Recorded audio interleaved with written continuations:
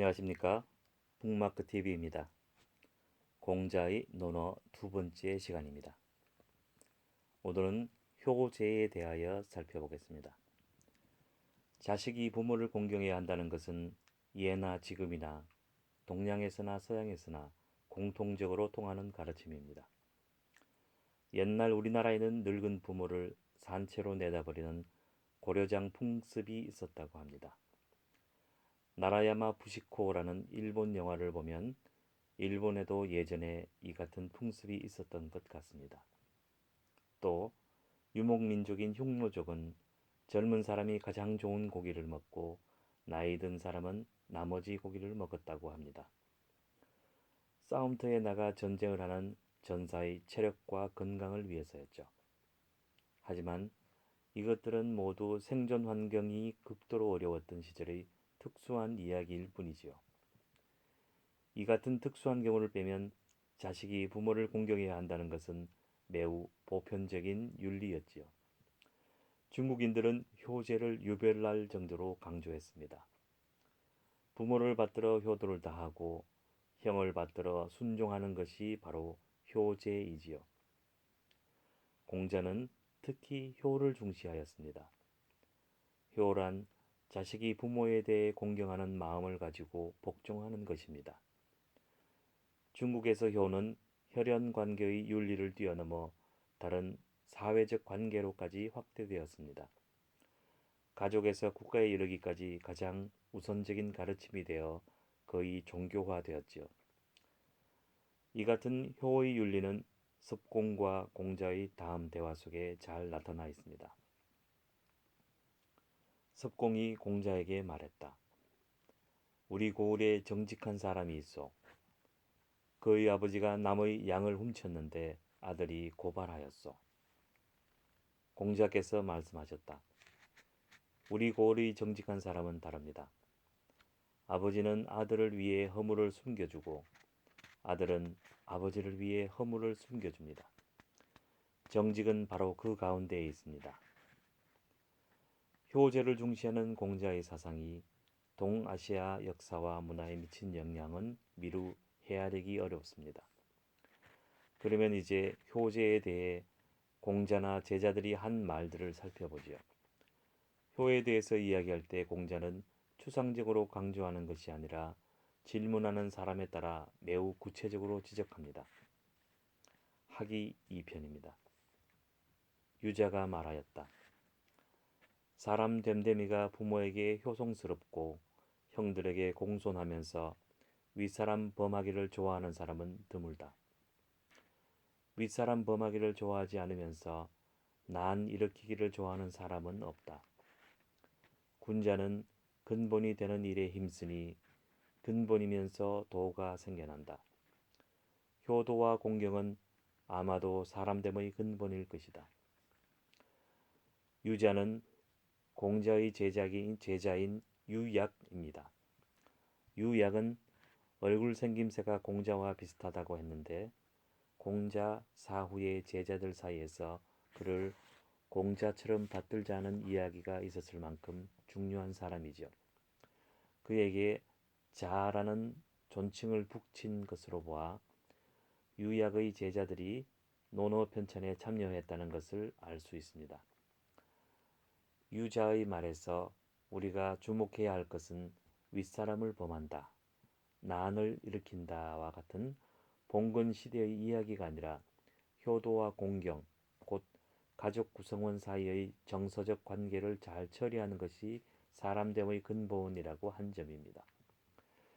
근본이 있으면 도가 생겨난다고 할 때의 도는 해석하기 어려운 말입니다. 워낙 널리 쓰이기 때문에 앞뒤 문맥을 잘 살펴야 하지요. 여기서는 도가 치국의 핵심이라는 의미로 쓰였습니다. 사람됨의 근본인 효도와 공경의 곧 치국의 핵심이라는 것이죠. 하기 6편 공자께서 말씀하셨다. 젊은이는 집에 들어와서는 효도하고 밖에 나가서는 어른에게 공손하여야 하며 신중히 행동하고 신의를 지키며 널리 사람들을 사랑하되 그 가운데에서도 어진 일을 가까이 해야 한다. 이렇게 행동하고 남는 힘이 있다면 그를 배워야 한다. 공자가 말하는 학, 곧 배움은 매우 넓은 개념입니다. 공자는 자신을 둘러싼 여러 가지 사회적 관계를 잘 맺을 줄 아는 것, 곧 어떤 의미에서 정치를 배우는 것이 가장 중요한 학이라고 보았죠. 그것은 기본적으로 실천하는 것을 배우는 것입니다. 글을 배우는 것, 곧 학문은 좁은 의미의 배움이죠. 학이 7편. 자하가 말하였다. 어진 이 존경하기를 이성을 좋아하듯이 하고 부모를 섬길 때 온 힘을 다하며 임금을 섬길 때 몸을 바치고 벗과 사귈 때 말에 신의가 있으면 비록 배우지 않았다고 하더라도 나는 반드시 그를 배운 사람이라고 할 것이다. 자하는 자이고 이름은 복상입니다. 자하의 말은 공자가 생각한 학과 일치하죠. 학이 11편. 공자께서 말씀하셨다. 아버지가 살아계실 땐 그의 지향을 보고 아버지가 돌아가신 다음에는 그의 행동을 잘 살펴보아야 한다. 아버지가 지키시던 삶의 방식을 3년 동안 고치지 않는다면 효승스럽다고 할 수 있다.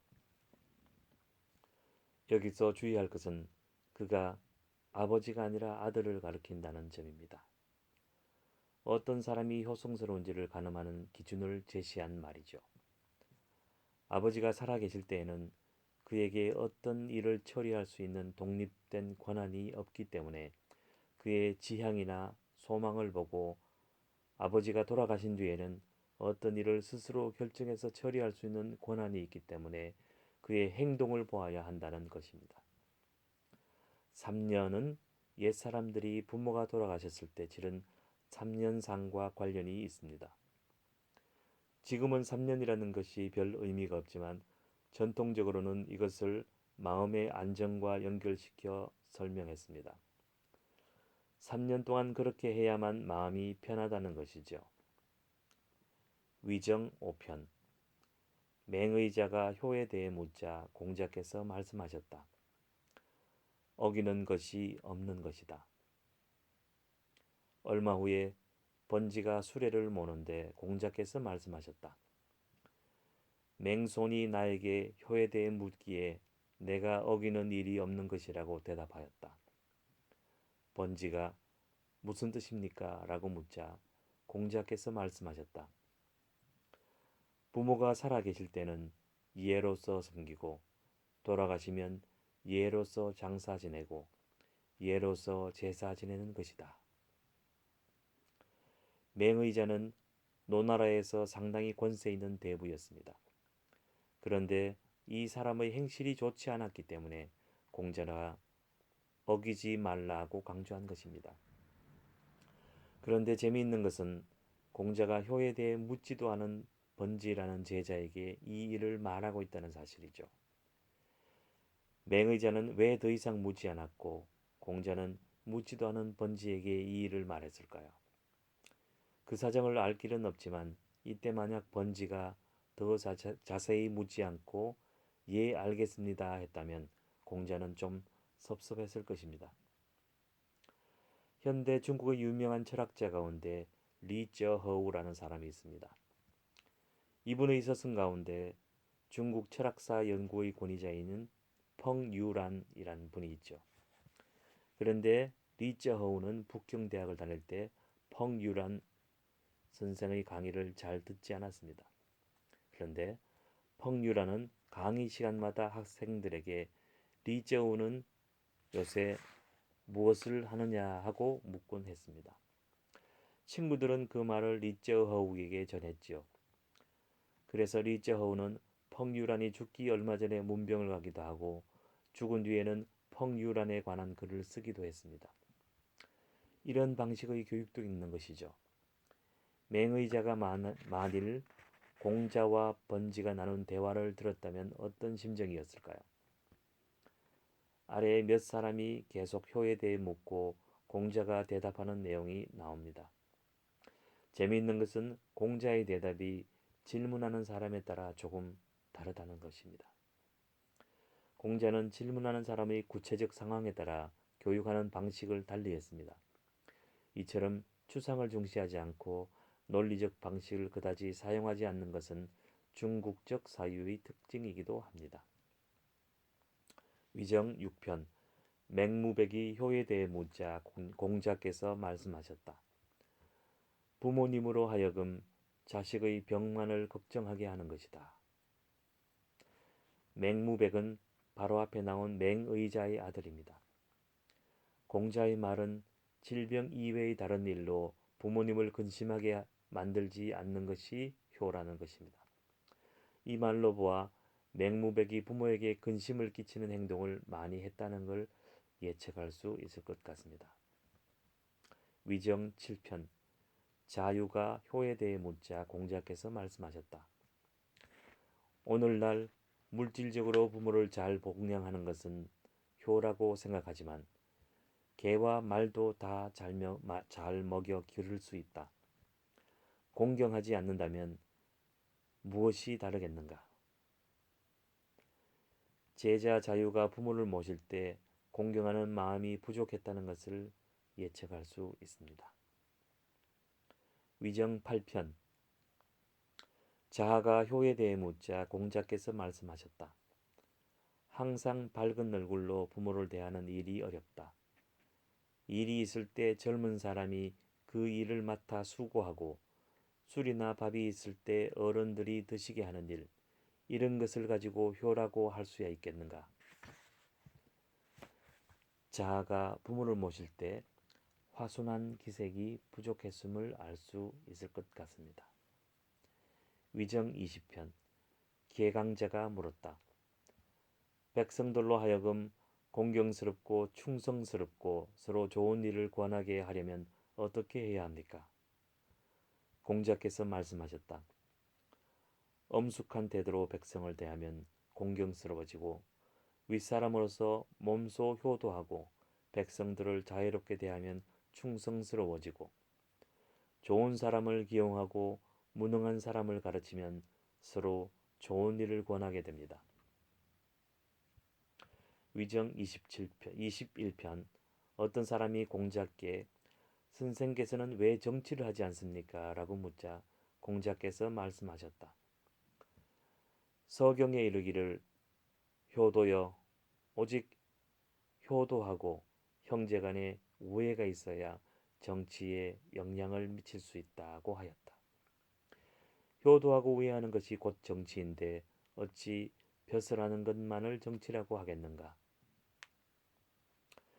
정치에 참여하는 목적은 세상을 교화하려는 것이므로 효제를 실천하는 것도 곧 정치라는 공자의 뜻입니다. 이인 18편 공자께서 말씀하셨다. 부모를 섬길 때 만약 부모의 잘못이 있다면 은근히 완곡하게 간해야 한다. 부모가 자기 말을 따르지 않는 것을 보더라도 더욱 공경하여 어기지 말 것이며 수고롭더라도 원망하지 말아야 한다. 2인 19편 공자께서 말씀하셨다. 부모가 계시면 멀리 가지 말 것이며 가더라도 반드시 행방을 알려야 한다. 2인 20편 공자께서 말씀하셨다. 돌아가신 후 3년 동안 아버지의 삶의 방식을 고치지 않아야 효라고 할 수 있다. 2인 21편 공자께서 말씀하셨다. 부모의 나이는 몰라서는 안 된다. 한편으로 생각하면 기쁘고 다른 한편으로는 두렵다. 한편으로는 나이가 많은데도 건강하시니 기쁘고 다른 한편으로는 돌아가실 날이 멀지 않아 두렵다는 그런 의미입니다. 태백 3편 정자가 병이 들어 제자를 불러놓고 말하였다. 이불을 긋고 내 발과 손을 보아라. 시경에 깊은 못가에 서 있듯 얇은 얼음판을 밟고 가듯 전전긍긍 조심한다고 하였는데 이제 와서야 이런 걱정을 면하게 되었음을 알겠구나. 제자들아. 부모가 주신 몸을 다치지 않도록 조심하는 것이 효의 첫걸음임을 알려주는 말입니다. 죽음을 앞두고 이런 말을 하는 것을 보면 증자의 품성을 알 수 있죠. 태백 21편. 공자께서 말씀하셨다. 우임금은 내가 비판할 수 없다.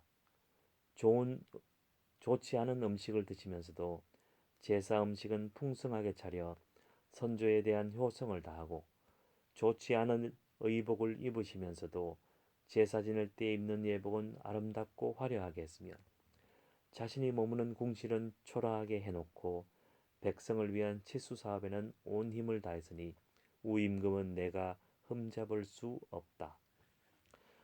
우임금은 치수 사업을 하는 동안 자기 집 앞을 3번 지나갔지만 들어가지 않았다고 합니다. 노동을 강조하는 묵가에서는 특히 우임금을 칭송하지요. 선진 4편. 공자께서 말씀하셨다. 효성스럽구나, 민자건이여. 다른 사람들이 그를 칭찬하는 부모 형제의 말에 동의하지 않을 수가 없구나. 민자건은 덕행과 효행으로 유명한 공자의 제자입니다.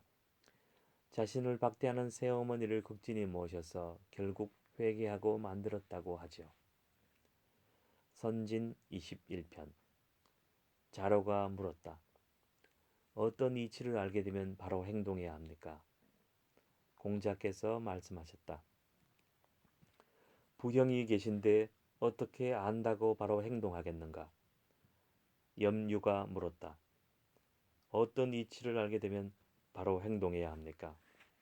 공자께서 말씀하셨다. 들으면 바로 행동해야 한다. 공서화가 물었다. 유는 자로입니다.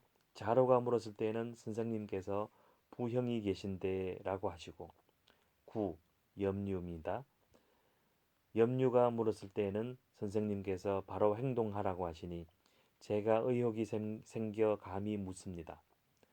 공자께서 말씀하셨다. 구는 물러서기 때문에 고무시켜서 나아가게 한 것이고, 유는 남보다 지나침으로 억제시켜서 물러서게 한 것이다. 자로와 염류의 성격은 정반대였습니다. 앞에서 말한 대로 공자는 사람에 따라 가르치는 방식을 달리했지요. 이 같은 맞춤 교육은 현대에도 의미가 있는 것이 아니겠습니까? 안년 5편. 사마우가 근심하면서 말하였다. 남들은 모두 형제가 있는데 나만 홀로 없구나. 자하가 말하였습니다. 나는 생사와 부귀는 1000명에 달렸다고 들었다. 한 사람의 군자로서 진지하게 행동하여 잘못이 없고 공손하게 남을 대하여 예의가 있으면 사회의 동포가 모두 형제가 될 것이니 군자가 어찌 형제 없음을 근심하겠는가. 이런 위안의 말을 들으면 잠시라도 흉금이 탁 트였을 겁니다. 너도 내 형제구나 하고 말이죠. 안년 21편. 번지가 무대 아래에서 논일다가 말했다. 덕을 높이고 사념을 없애며 미혹을 분별하는 일에 대해 여쭙겠습니다. 공자께서 말씀하셨다. 질문이 참 훌륭하다. 먼저 해야 할 일을 나중에 얻을 수확을 따지지 않는 것이 덕을 높이는 것 아니겠느냐. 자기의 결점을 바로잡고 남의 잘못을 공격하지 않는 것이 사념을 없애는 것 아니겠느냐. 하루아침의 분함을 참지 못해 자기 몸을 잊어버리고 심지어 부모에게 누를 끼치는 것이 미혹된 것 아니겠느냐. 추상적인 질문에 대해서 공자는 아주 구체적으로 나누어서 설명하고 있습니다. 자로 18편. 섭공이 공자께 말했다. 우리 고을에 정직한 사람이 있어. 그의 아버지가 남의 양을 훔쳤는데 아들이 고발하였어. 공자께서 말씀하셨다. 우리 고을의 정직한 사람은 다릅니다. 아버지는 아들을 위해 허물을 숨겨주고 아들은 아버지를 위해 허물을 숨겨줍니다. 정직은 바로 그 가운데에 있습니다. 앞에서 한번 보았던 내용이죠. 국가의 법 질서와 가족 질서가 충돌할 때 어떻게 해야 하는지에 대한 문제입니다.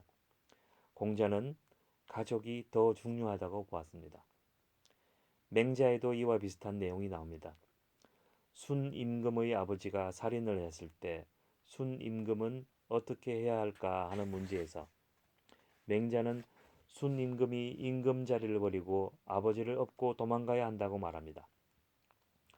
국가 권력이 강화되었을 때 이 같은 사상을 전면적으로 인정하기는 어렵겠습니다. 하지만 동양에서는 어느 한도 안에서 국가 질서를 벗어난 가족 윤리를 이런 방법으로 용인했습니다. 그것은 사회 질서를 유지하는 데 효 사상이 꼭 필요했기 때문이죠. 유학 사상 가운데 동아시아 역사와 문화에 가장 큰 영향을 미친 것이 바로 효 사상이라고 할 수 있습니다. 자로 20편 자공이 공자께 물었습니다. 어떻게 해야 선비라고 할 수 있습니까? 공자께서 말씀하셨다. 자신의 행동에 대해 부끄러움을 간직하고 있으며 사방에 사신으로 가서는 임금의 명을 욕되게 하지 않으면 선비라 일컬을 수 있다. 감히 그 다음을 여쭙겠습니다. 그 종족들이 효성스럽다고 칭찬하고 고향 마을에서 공손하다고 칭찬하는 사람이다. 감히 그 다음을 여쭙겠습니다. 말하면 반드시 지키고 행동은 반드시 과단성이 있어야 한다. 비록 이렇게 하는 것은 고집세고 완고한 소인이지만 그래도 그 다음이 될 만하다. 지금 정치에 종사하는 사람들은 어떻습니까?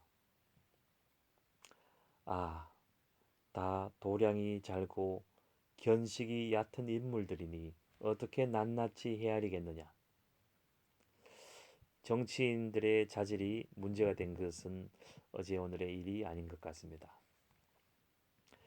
자로 28편 자로가 공자께 물었다.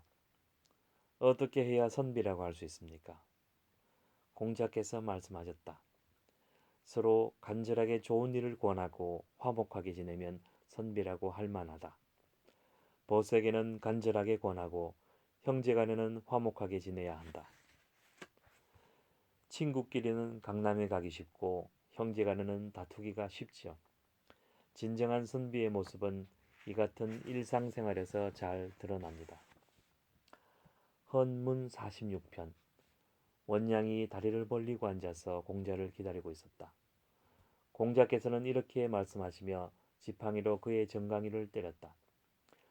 어려서는 겸손하지 않고 커서는 한 일이 없으며 늙었어도 죽지 않는 것, 이것은 남을 해치는 적이다. 원양은 공자의 친구라고 합니다. 성인의 행동치고 좀 지나친 걸까요? 아니면 친구 사이에 격이 없이 농담을 한 것일까요? 양화 21편 제아가 공자께 물었다. 부모가 돌아가셨을 때 3년상을 지내는 것은 너무 긴 것 같습니다. 군자가 3년 동안 예의를 닦지 않으면 얘가 반드시 무너질 것입니다. 3년 동안 음악을 연습하지 않으면 음악은 반드시 무너질 것입니다. 묵은 곡식이 떨어지고 햇 곡식이 나오며 불씨로 쓰는 나무를 계절마다 바꾸어 한 바퀴 돌아오는 1년이면 상을 끝내는 것이 좋겠습니다. 공자께서 말씀하셨다. 맛있는 것을 먹고 좋은 옷을 입어도 내 마음이 편안하겠느냐? 편안합니다. 네가 편안하다면 그렇게 해라.